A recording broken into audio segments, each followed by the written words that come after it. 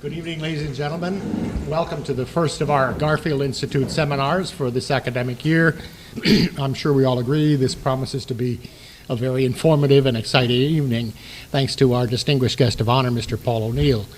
In a moment, I'm going to introduce one of our Garfield scholars, Michael Carey, to give a formal introduction to Mr. O'Neill, but I want to...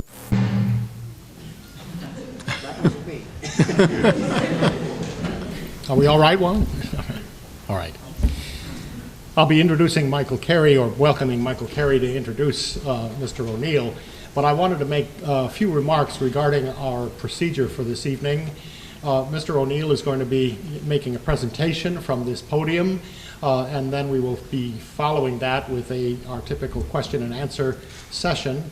The Garfield scholars have been working very hard and I think productively all this fall in addressing themselves, their interest to the issue of the debt and the deficit. And we have just this past week met and narrowed down many of our questions to a certain finite number.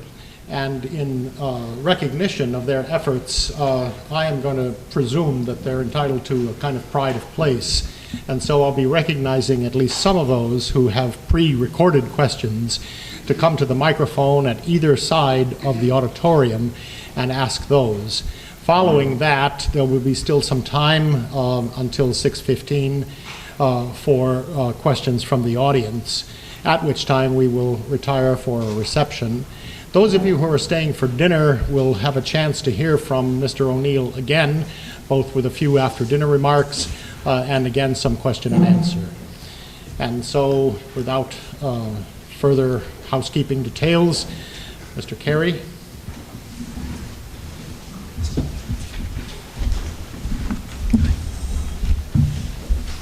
Welcome, everybody. Paul O'Neill was an outfielder in a Major League Baseball. Wrong O'Neill. Paul O'Neill, not the former Yankee outfielder, has led a distinguished life in both the public and private sectors. Mr. O'Neill earned his bachelor's in economics at Fresno State College and a master's in public administration from Indiana University. After that, he held a variety of influential positions and has made decisions that have affected the lives of everyone in this room. Among these are Deputy Director of the U.S. Office of Management and Budget, the President of International Paper Company, the Chairman and CEO of Alcoa, and the 72nd Secretary of the U.S. Treasury under President George Bush. As Treasury Secretary, Mr. O'Neill became a critic of the Bush-era expansionary fiscal policies and often found himself at odds with the President and many of the cabinet members. During his short stay at the Treasury, a report commissioned by Mr. O'Neill in 2002 warned that the United States was facing severe budget deficits and offered many solutions to correct the problem before it exploded. Many of the proposals were anticipated, many of the very same solutions being considered today. Many might argue that it is unfortunate for the United States that this report was largely ignored. To say the least, Mr. O'Neill knows the very real consequences of debt. And with that, I am honored and privileged to introduce to you Mr. Paul O'Neill.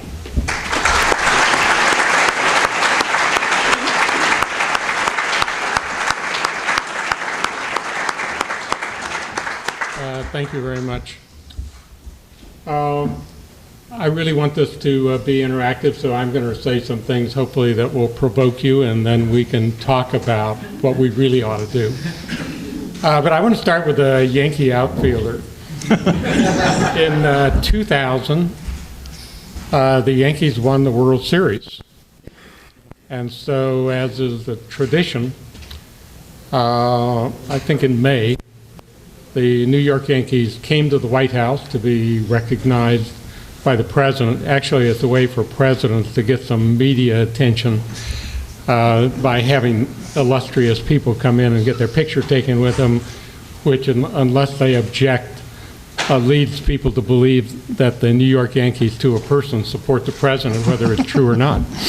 In any event, on this occasion, we happen to be having a meeting in the Oval Office just before the scheduled photo opportunity with the New York Yankees. And so when I came out of the Oval Office and into the area that you see in in the photo shoots of the French doors that come out onto the rose garden, Paul O'Neill was standing there. And I said hello to him and shook his hand and said, great to share our last name. He said, I only have one question for you. When are we going to get our name on the money? So, you know, it takes a while after you become Secretary of the Treasury for them to stop running the old bills. There's one with my name on it. You know? So Paul O'Neill was delighted when we got our name on the money, and I sent him one that I signed for him. It's one of the great, I was going to say maybe the only redeeming value of being Secretary of the Treasury, getting your name on the money. But it's not quite that bad. So our topic today is the debt and the deficit, and more broadly our current fiscal condition. And I think maybe it makes some sense to lay down some facts for those of you, aside from the students who've been studying the subject and know this. We have debt, and then we have real debt. So in a simple accounting sense, if you look at the federal budget document, you will find a number, or if you go on the internet, you'll find a number that looks like $15 trillion worth of accumulated debt, which is a consequence of running deficits over a long period of time. They keep adding up, and that becomes what we call the debt. Now, there is another set of books that calculates what our real forward obligations are, which in a business enterprise would be on the books, and you would see a number we, the American people, owe that's more like something between 60 and 80 trillion dollars, depending what kind of assumptions you make. So if you think 15 trillion is a problem, you ought to be staggered by the looming concrete wall we're going to run into not too far down the road if we don't change our course. You know, to maybe nail down some points. We've been creating this problem for a very long time. You know, we didn't start yesterday. We didn't start in the Bush administration. We actually started or put in place the underpinnings for getting to this problem when we enacted Social Security and decided that we would use the payroll taxes from people currently working to pay the benefits that we created to people already retired. So if you go back to 19, when Franklin Roosevelt and the people then in power created Social Security, we had a lot more people working than we did receiving retirement benefits. And so it was not much of an uphill battle to do that.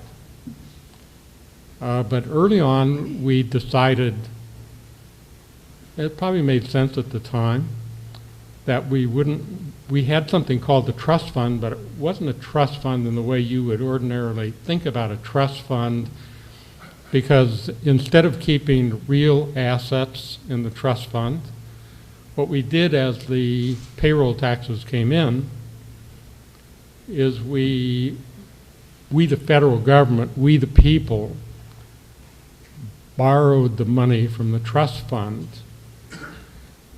and issued a piece of paper to the Social Security Administration for the trust funds that said, we, the people of the United States, owe you whatever we were borrowing.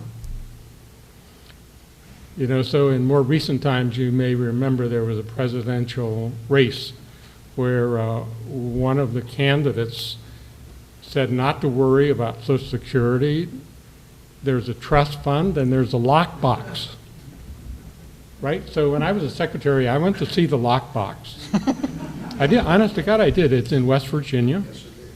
The reason it was in West Virginia is because Senator Byrd, Robert Byrd, who was the Dean of the Senate for a very long time, till his recent passing, took everything to West Virginia that wasn't nailed down in Washington, including the lockbox, which was actually a brownish-colored filing cabinet that had drawers of manila folders with certificates in it that said, we, the people of the United States, owe the Social Security Trust Fund these amounts of money. So there aren't any real assets there, except to the degree that the United States has an ongoing, continuing capacity to honor those certificates by either collecting general taxes from the public or borrowing money from whoever will lend it, including the Chinese, in order to produce the cash that's required to continue to honor the benefit obligations we've made to people for Social Security and Medicare. You know, in retrospect, you have to ask yourself the question, how did we let ourselves get into this position? But we've been letting it go on and on for a long time. Some of you will remember in 1983, the famous Greenspan Commission made some adjustments to Social Security, which on an actuarial basis, one could argue, put the trust fund in a position for the ensuing 75 years to be in balance by adding a little bit to the retirement age and by raising the payroll taxes a little bit. So from an actuarial point of view in 1983, one could argue, well, Social Security is okay. It's, you know, since we enacted Medicare and Medicaid in the 1965, we've had this other kind of side-by-side set of obligations running up, and as a general matter, health and medical care expenses have been escalating at an inflationary rate that's 2 times the inflation rate for the rest of our economy. And so one could say we have never, ever really been in balance on the Medicare trust fund because we did the same thing with the money that came in. And so we're actually using general revenues to pay some of the Medicare now, and it will get worse and worse as time goes on, especially if we don't do something about the escalation inflation rates for health medical care expenses. So, you know, there's some other touch points that are really important. One was in 2005, when there was a ceremony at Constitution Hall in Washington, which is a place where politicians like to go. It's a huge, historically important place that can seat 4,000 or 5,000 people. And so President Bush and the ranking members of the Congress standing behind him sat at a table like this and signed the Medicare Part D entitlement for Medicare, which, if you don't know, is the entitlement for drug benefits for senior citizens. You know, so there's a really memorable picture of them all with these Cheshire cat grins on their face as they created this new entitlement to provide medication benefits to the older population with no revenue at all. So the obligation that was signed into law that day was $8 trillion with no revenue. And, you know, there were a few voices saying, hey, maybe this is not a good idea, but not a lot. You know, so now we're in this situation where actually in 2001, when we had a $5 trillion debt, the one on the books, and coming out of the last year of the Clinton administration, we actually had a budget surplus the last couple of years of Clinton administration, and I do believe, and said so at the time, it made sense to reduce rates some, but at the time I argued we should have a trigger. And I tried to get my good friend Alan Greenspan, because he was not part of the political establishment, to argue with the people in the Congress that there should be a trigger mechanism so that if the economy turned against us, we would not be forever locked into a situation where the revenues were not enough to pay for foreseeable, legitimate public spending. And they didn't want anything to do with a trigger. And so the study that I had commissioned, actually the results were not a surprise to me, but I thought kind of cataloging where we were and what we needed to do would be helpful. Argued strongly that we should not have, there was an in-between one, a third tax cut. And so in April of 2002, the president and Glenn Hubbard, who was the head of the Council of Economic Advisors in those days, and Larry Lindsay, who was the chairman of the National Economic Council, started working on yet another tax cut plan. So we had a meeting in the Oval Office, and Don Evans, who was the Secretary of Commerce, and the Vice President, the President, and Larry and Glenn, and Karl Rove, and a few other senior economists like Karl, were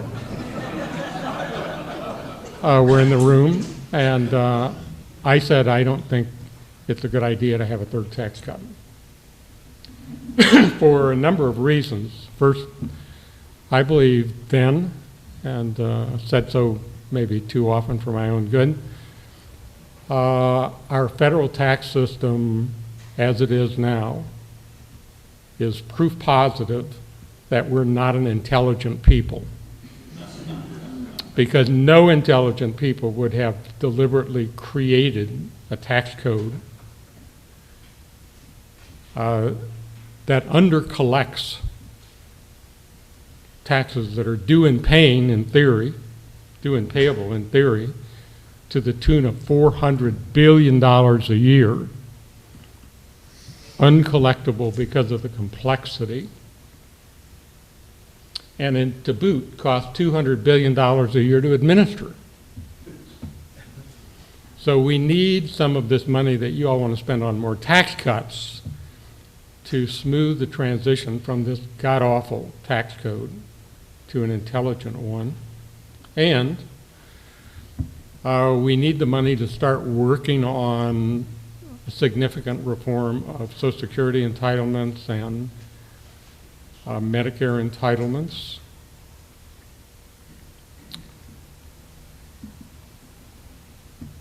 And we just come out of this now in April 2002.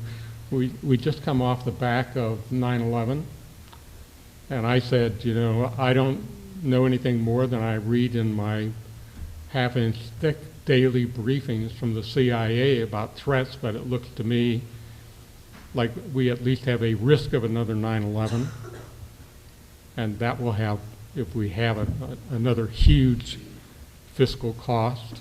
So there's a reason to have some freeboard or some protection fiscally against that kind of prospect. And on top of all of that, when I look at the macroeconomic models that we're running, they tell me that in the fourth quarter of 2004, which the rest of you here are concerned about, I'm not so concerned. That happens to be when the next presidential election will be. That if we do the additional tax cut you want to do, it will raise the prospective GDP growth rate by 0.5 percentage point from 3.5 to 4. And I don't think for those reasons we should have another tax cut. You know, and then to make it a little more complicated for you, I kept saying until I finally left at the end of December of 2002, you know, I'm looking at the intelligence reports every day, and one of the things that my training did for me, especially the 10 years I spent at the Office of Management and Budget, was to understand the difference between evidence and everything else. You know, so I was fond of saying the fact somebody can allege, like Chalabi, that they're weapons of mass destruction, just a person with a personal interest in the outcome. The fact that he says it and you put it in a folder stamped intelligence doesn't make it intelligent. And so we went merrily on our way, and we had a third tax cut. And then we went to Iraq without evidence. And, you know, then just kind of by the way, we did Medicare Part D. And then we got the consequence of violating fundamental economic principles by loaning huge amounts of money to people who had no prospect of repaying the loans. So that in the first 6 months of 2007, 30% of all the mortgages that were written in that first 6 months failed to pay the first payment on their mortgage. 30%.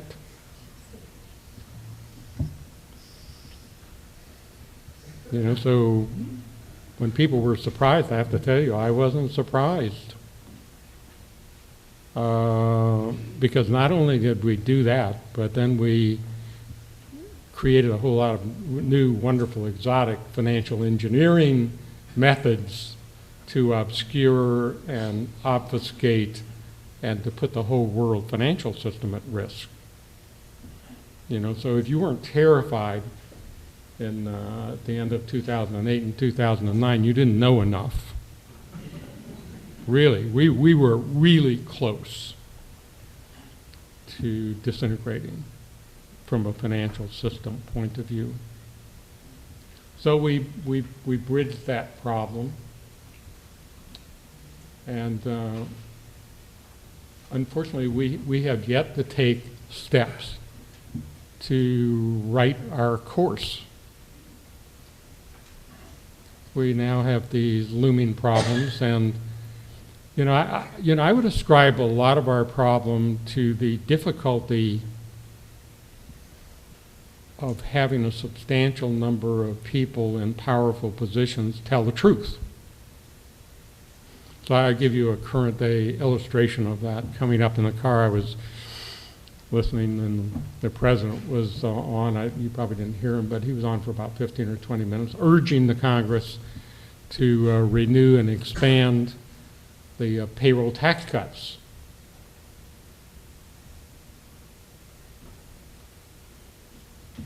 And that means collecting less of the revenue that we need that's already not enough for Social Security and Medicare.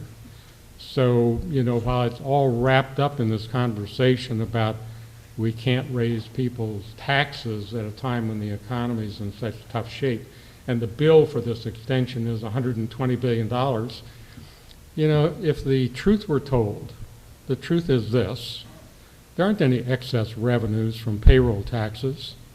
You know, so if you want to think about an alternative switch, how about saying we're going to take $120 billion from the general revenue taxes that we're collecting, which unfortunately are $1.4 trillion less than what we need to be in balance.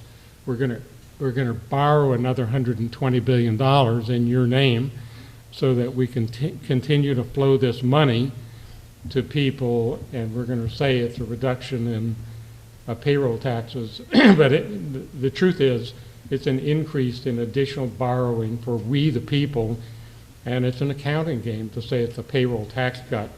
Now, you could argue, and I think you could argue with a straight face, we do need to borrow the $120 billion, and the way we choose to distribute it is to give it to people who happen to be employed.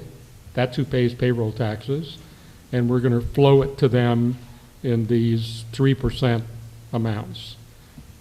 But that's not the conversation you're hearing. It's a conversation about that somehow suggests that we have a way to pay for this by using payroll tax monies, or not collecting payroll tax monies, to flow the $120 billion.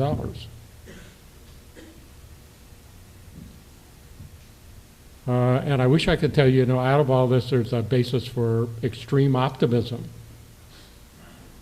But if you followed the process of the Group of 12, a group that was created by the Congress as a way to, I think, diffuse and reduce the responsibility for the whole bodies of the House and the Senate, a way to let the 12 take the heat for putting us on a different track. I would say to you, the entire Eastern intellectual establishment signed up for the Group of 12 and actually urged something called Go Big, which is to say they wanted the Group of 12 not to do $1.2 trillion, but $4 trillion worth of saving.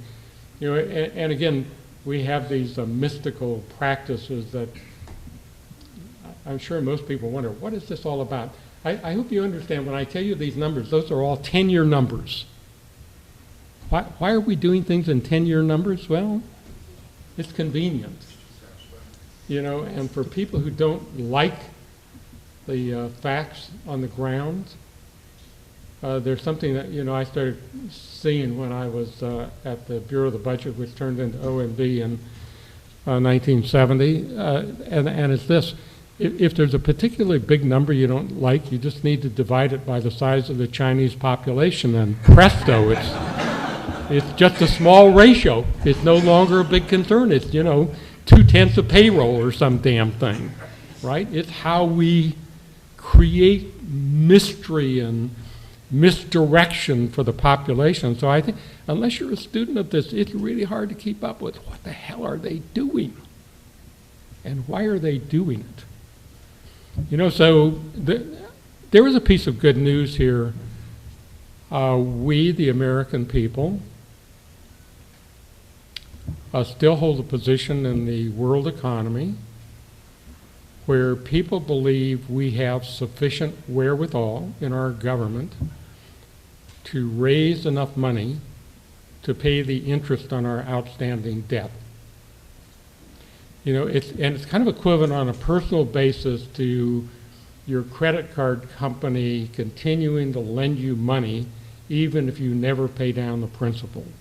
As long as they believe you can pay the interest and the charges, they'll let you have more money. That's where we are as a country.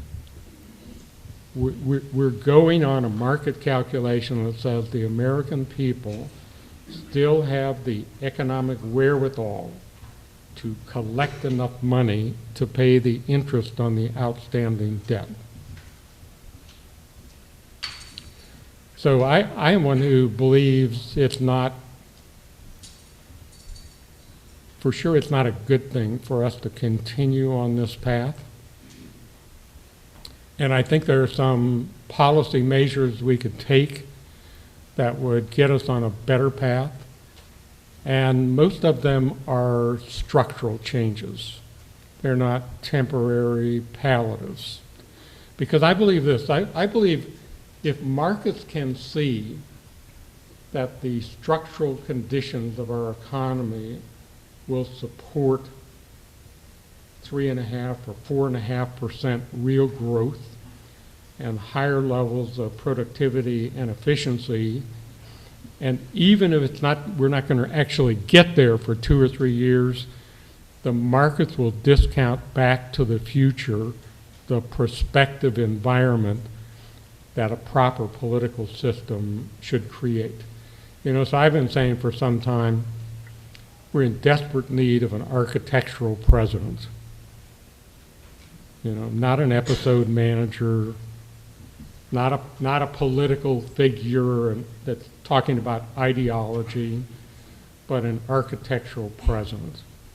So I've already indicated to you one piece of architecture I think we desperately need to fix. We need to fix our tax code.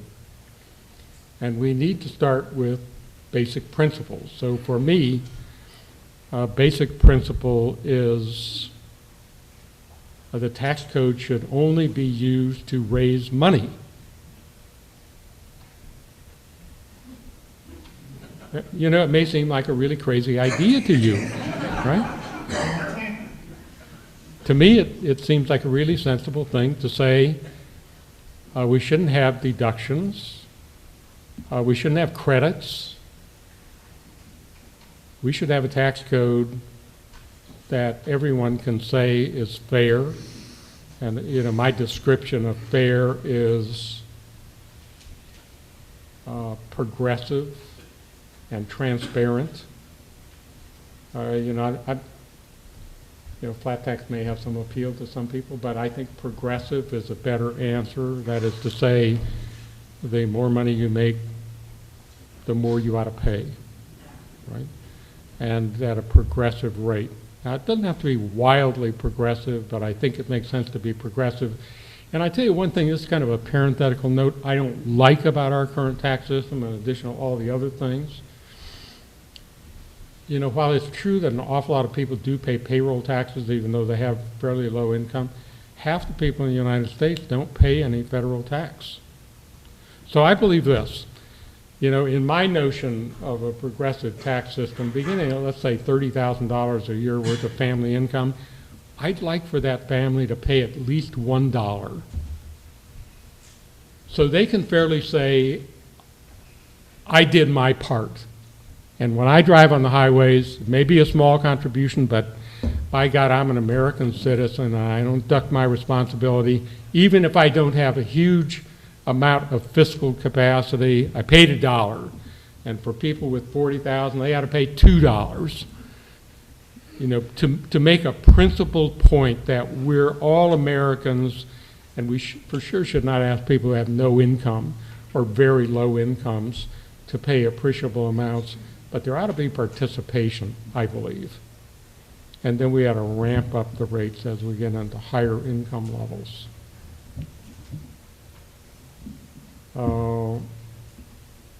There's an allied thought which says this, and it's part of the foundation of what I said to you about it costs us $200 billion to administer the federal tax code. A lot of that administrative cost is on the business side. Businesses and corporations. So those of you who are economists, I hope would associate with my view, which says this: a business and corporations don't really pay taxes; they just collect them. Okay, so how do you get there? Well, if you understand how capitalistic system works, in order for an enterprise to stay in business, it's necessary for every enterprise over time to earn the cost of capital. Cost of capital is the amount of money you've got to pay to bondholders to lend you money, and the amount of money you've got to pay to shareholders in order for them to invest in your company. Okay? That's the cost of capital. And over time, if a company or an enterprise doesn't earn the cost of capital, they're going out of business. Now, if you're a big enterprise like General Motors, it may take you 50 years to go out of business, but eventually they get you, like they did General Motors, right? They went into bankruptcy because at the end of the day, they couldn't. I'm going to get mic'd out here. It's always the tech person's fault. Okay. Is this taking them to the recommendation? This one's connected to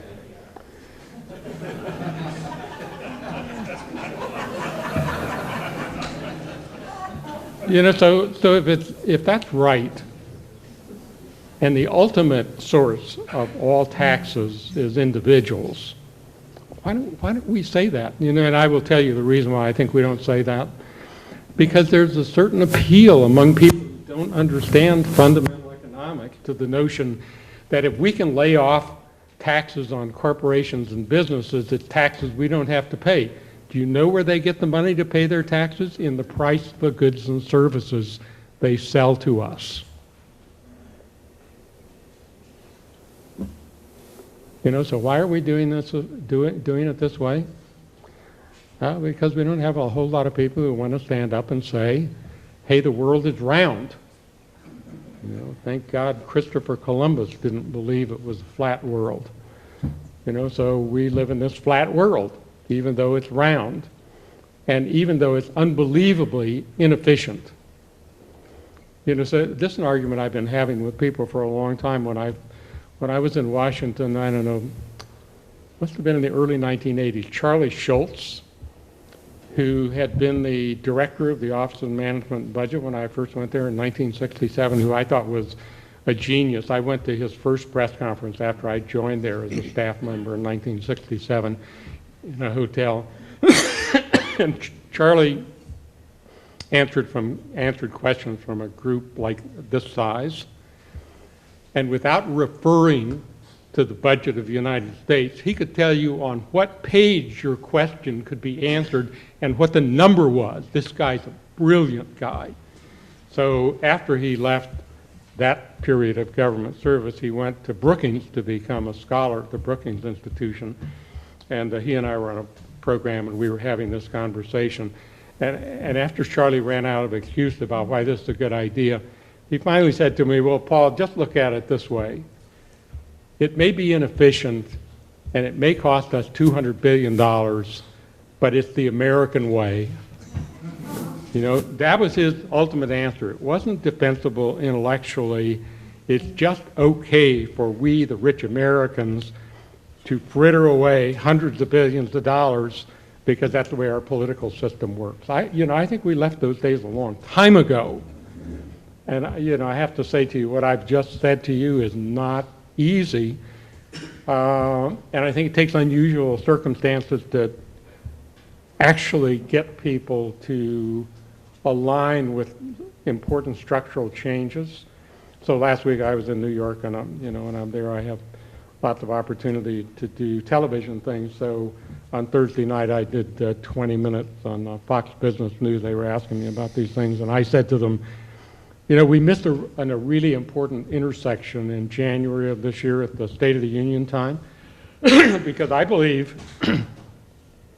President Obama had commissioned the Simpson-Bowles Commission. I don't know if you know their work, but they put forward a pretty interesting, from my point of view, not perfect, but a pretty interesting set of ideas about how to get us on a different track. And in the State of the Union, the president basically disavowed it by not saying anything about it. He walked away from his own commission's work. So I opined that was a really important intersection. If the president had gotten up at the State of the Union time and said to the American people, the structural changes we need to make are so important and so problematic that I've decided I'm going to spend the next 2 years working in a nonpartisan, non-political way, doing truth-telling every minute over the next 2 years, and not running for president again. And I believe that would have given him the moral authority to challenge the Congress and the American people to entertain structural changes we desperately need.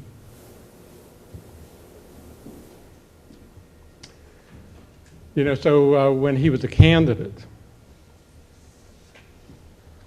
they asked me to come to a meeting with him at a hotel in Washington. This is in June of 2008. And, there were 10 or 12 of us there. Paul Volcker was there, sitting to my left between me and candidate Obama. And Bill Bradley sitting across the table, who was the co-author of the last major tax reform that we had in 1987 when Reagan was president, 85. And, 10 or 12 people with credentials. And so the president said, or President-elect said, I want to listen, so tell me what you think. And so I said, I don't know how much time I have, so I'm going to tell you the most important thing first. The most important thing first is presidential politics should be about truth-telling, educating the American people, and not pandering to them. That would really be different, and it would really be powerful. And then, because we were just coming off of a $4 a gallon gasoline, I said to him, I don't know if you're on top of these numbers, but last month when we had $4 a gallon gasoline, we, the American people, drove something like 10 billion fewer miles than we did in the same month a year ago. Our price systems really work. And a truth teller would say, we shouldn't be lambasting $4 gasoline. We ought to be saying we're going to raise it to $5 rather than telling people we're going to bring it down. Because if you have any concern at all about greenhouse gas accumulation in the atmosphere, pricing really makes a difference. Maybe you don't care. There's some people who don't care. And there's kind of a side argument about whether global climate change is a function of a man-made cause or not. But I tell you, there's no dispute about one thing. The accumulation of greenhouse gases in the atmosphere is going up and up and up. From 350 parts a million to 550. And because the greenhouse gases have a half-life of 100 years, which means 50% of them are still there 100 years from now, that curve keeps going up like that. The more stuff we put up there, the bigger the accumulation is. And you may not think we should worry about it, but if you believe, as I do, which I demonstrated when I was the CEO of Alcoa, that if you can really understand your processes very well, you can stop emitting greenhouse gases for an awful lot of things that we do simply because there's been no penalty for doing it. So I said, maybe you shouldn't be talking to people about bringing gas prices back down to $2.50. Maybe you ought to educate them about pricing systems and the consequences they have for the kind of energy we use. And then I talked to them about primary and secondary education, where I've spent 25 or 30 years. I was the chairman of Bush 41's Education Policy Advisory Committee, so I have enough hubris to think I know something about how we could solve the fact that 30% of our 10-year-olds can't read and write and compute. 30%. 30%. Right? So I tell you, from my manufacturing background, when we had a manufacturing process that produced 30% bad parts, we changed the process. So I said to him, there's an area where there's an intersection of good and right and valuable, and that's the health medical care. So I've been at this a long time too. In fact, in 1998, I co-chaired something called the Regional Healthcare Initiative in southwestern Pennsylvania to demonstrate what I was convinced was possible, that we could sharply improve outcomes from medical care interventions. And across the country, we could, in the bargain of improving outcomes, save $1 trillion a year. Still believe it, still working on it most days in a bunch of different places around the country, and we're growing the body of evidence. But in the whole conversation about the so-called Accountable Care Act, which Congress passed, there's very little of it that has much, if anything, to do. So it's still standing out there. If you think about the alternative things we might do, first on my list is getting a huge improvement in medical care outcomes and saving $1 trillion a year. There are not many things like that where it's all positive if we could just put our minds, excuse me, to replicating across the country what's been demonstrated in a few places around the country. So let me tell you principal examples of things that could be done that have been demonstrated are possible. Every day in the United States, there are 4,576 people who get an infection in a medical care institution they didn't bring with them, and it's not much of a gift. Because it always leads to an extended stay, it always costs more money, and it very frequently kills the people who already have a weakened system. Before they get a new infection, they didn't really need a one. 4,576. So for every acute care bed we have in the United States, there's a one patient fall every year, like clockwork. And it's been demonstrated by some fairly simple ideas that we can reduce or eliminate most of the patient falls. We can eliminate so-called nosocomial infections, hospital-acquired infections. On top of that, in the United States every year, there are 300 million medication errors. That's 800,000 a day.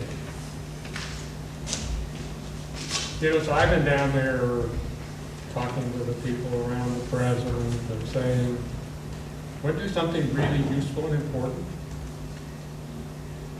Create an internet site and require every caregiving institution in the United States to hook up to the internet at 8 o'clock local time every day, 7 days a week, and post on the internet the newly identified hospital-acquired infections in the previous 24 hours, the patient falls that occurred, the medication errors that occurred. And I guarantee you, if we have that kind of transparency, the delivery institutions will start taking the action that a few places have already taken. And we will drive these numbers down to something approximating the zero they ought to be. To me, it doesn't seem like a very controversial idea. And I said, you know, you could demonstrate that you're really serious about this by commanding the Veterans Administration hospitals and the U.S.-based military hospitals to begin putting their data out 3 weeks before the announced date for everybody else to start doing this, to demonstrate that it's feasible and possible and it will lead to improved outcomes. You know, it's a no sale. I don't understand why. Simple and straightforward and valuable and moving us in a direction that would have great consequences for our population and save a hell of a lot of money. You know, so, you know, I was doing an event a few weeks ago and somebody said to me, well,